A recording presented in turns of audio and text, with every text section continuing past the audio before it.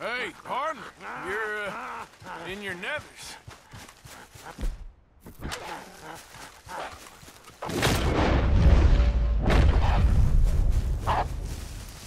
Stay back there.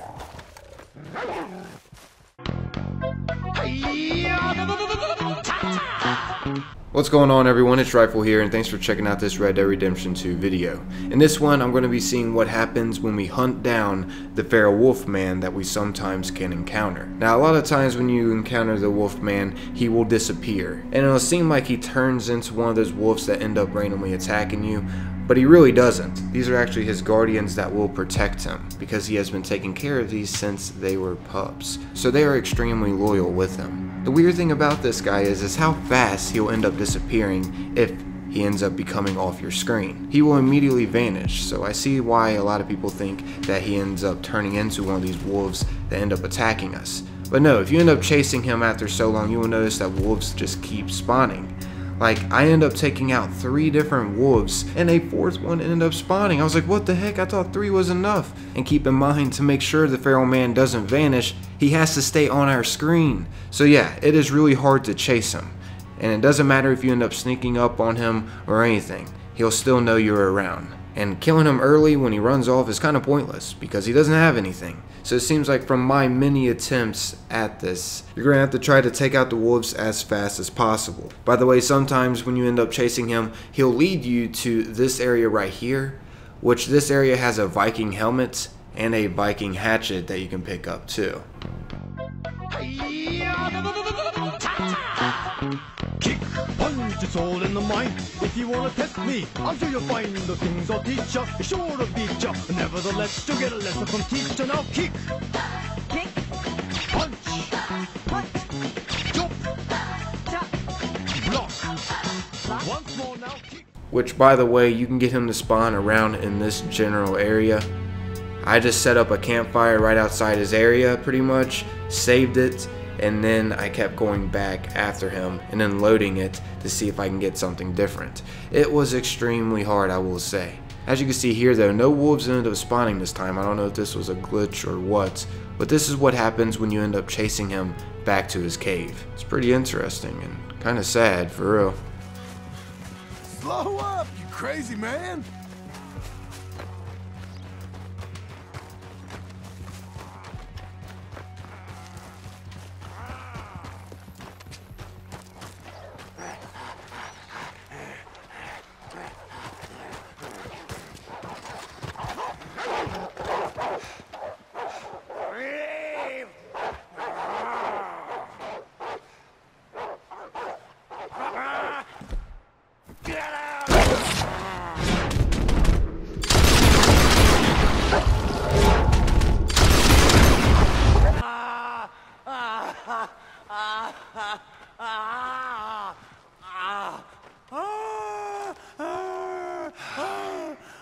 Listen, friend, I'm sorry about your companions.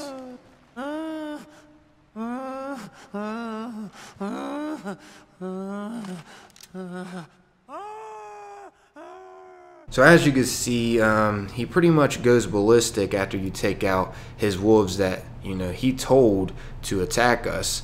So it's kind of a life or death situation there. He brought it to himself. But yeah, he was obviously really close to those wolves. And not to mention, there is something that you can read inside his cave as well, and it's pretty sad. Just wanted to note that it didn't seem like this journal was here previously, so it seems like you have to encounter him inside this cave for this journal to be here. Then again, I don't know, maybe my game was glitching out and it does spawn here. His journal will be located right on top of this skull here, and as you can see, it's called Wild Man's Journal. If you go to read this journal, it's pretty lengthy. If you want to stick around and hear his story, feel free, but that was pretty much the video. I was just showing you what happens when you end up taking him back here to this cave. It was pretty crazy. But anyways, here's his story.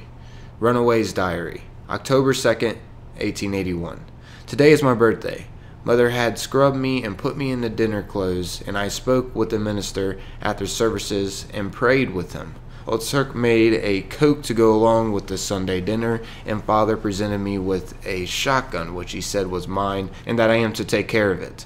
The comb has been engraved, and now you are a man to God and me. And there is a filigree across the barrels and the trigger guard, and it is very beautiful. Father tells me that I am to go hunting with him soon. Mother said she did not care of Old Cirque's cake, but I have found it sweet, and Old Cirque let me have some blueberry jam with it, and that was sweet as well.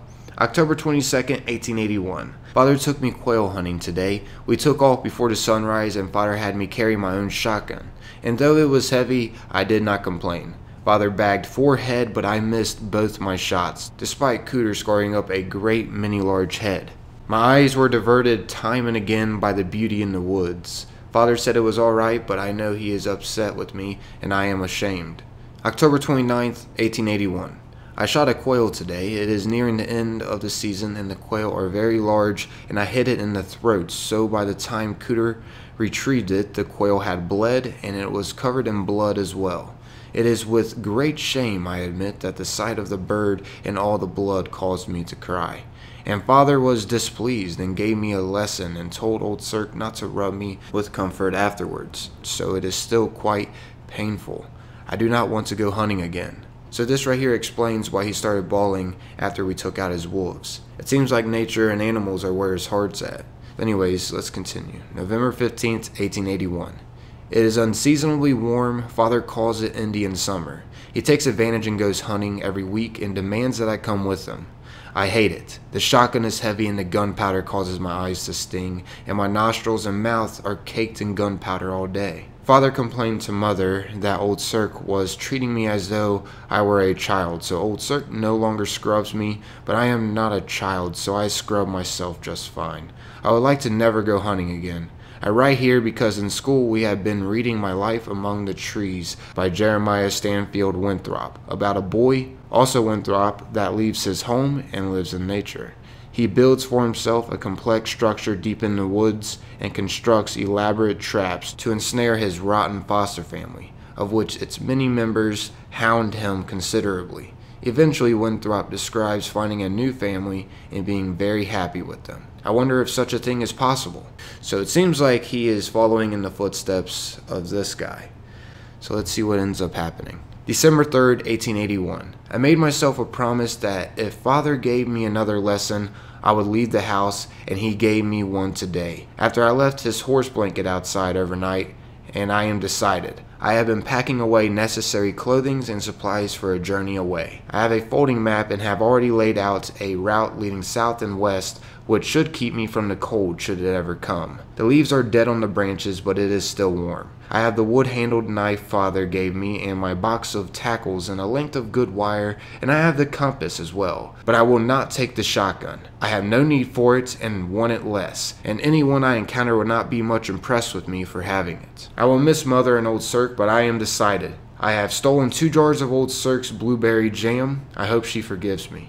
December 24th, 1881. Wow, Christmas Eve. I believe I have made it to North Carolina, but I may still be in Virginia. I am glad I packed with me my warmest coat, as it is cold at night and it is necessary, even if I manage to make a fire. I am ashamed to say I have already eaten all of Old Cirque's jam and most of the provisions I brought with me. Though I found a creek and managed to catch 2 trouts which sustained me for several days. I can feel my ribs through my shirt, and at night I see yellow eyes in the dark. But I hope they will not approach my fires. If only I had Cooter with me. January 1st, 1882. I am afraid this pen nears the end of its ink reservoir. So does the rest of me. Last afternoon I ran across a litter of pups, and one of them came and licked my hand. It was a fine moment. I'll remember it for.